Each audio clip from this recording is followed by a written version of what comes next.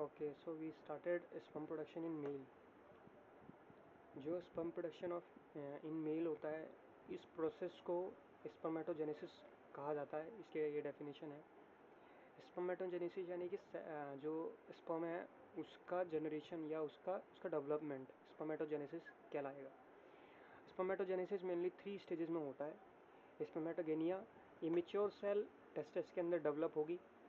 Spermatocytogenesis यानी कि इसके अंदर सेल जो है मिटोसिस और मायोसिस के प्रोसेस से गुजरेगी। फिर उसके बाद स्पर्मेटोजेनेसिस होगा जिसमें इमेच्योर सेल, जो कि स्पर्मेटोगेनिया के अंदर इमेच्योर सेल थी, वो इमेच्योर स्पर्म सेल अब मिच्योर हो जाएंगी, जिसे हम स्पर्म बोल देंगे। अब ये कैसे होता है, तो इसका हमने स्मॉल ब्रीफली हमने यहाँ पर ड्रॉ किया है। एक जो हमारा पहला इमेच्योर सेल डेवलपमेंट होगी स्पर्मेटोगेनिया में, वो मिटोसिस के प्रोसेस से गुजरेगी। मिटोसिस के प्रोसेस में आपने पढ़ा होगा, मिटोसिस 4 फेजेस में होता है। प्रोफेज, मेटाफेज, एनाफेज, प्रो और टेलोफेज। इस तरीके से सेल डिवीज़न होते हैं। किस तरीके से क्रोमोसोम डिवाइड होते हैं, जैसे सेल का साइटोप्लाज्म डिवाइड होता है, उस तरीके से हम इस पर भी डिस्कशन नहीं करेंगे। हम ओनली स्पर्मेटोजेनेसिस के ऊपर डिस्कशन है ये। फिर उसके बाद म्यूसिस हमारा 2 प्रोसेस में होता है।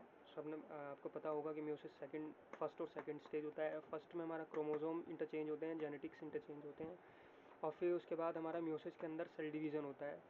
तो म्यूसिस जो हमारा होता है, छोटे तरीके से बता दें हम, तो म्यूसिस हमारा इक्वल डिविजनल होता है। इक्वली डिवाइड होंगे सेल, होंगे तो इक्वली डिवाइड होंगे। जैसे कि एक सेल है 2n में, तो ये 2n में और 2n में ही डिवाइड होगा। म्यूसिस हमारा एक सेल है 2n है, तो 1n और 1n मतलब हमारा रिडक्शनली इसमें कम होता है, डिवाइडेड होता है इसमें। फिर हमारा सेकेंडरी स्पर्मेटोसाइट्स जो है म्यूसिस में जाता है, सेकंड म्यूसिस के अंदर। फिर उसके बाद सेकंड जो हमारा म्यूसिस होता है वो मिटोसिस की तरह ही होता है, सेम।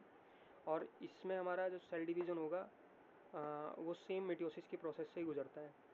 फिर उसमें सेल डिवीज़न, स्पर्मेटाइड डिफ्रेंशिएशन होते हैं और स्पर्म डेवलप कर जाते हैं। Thank you.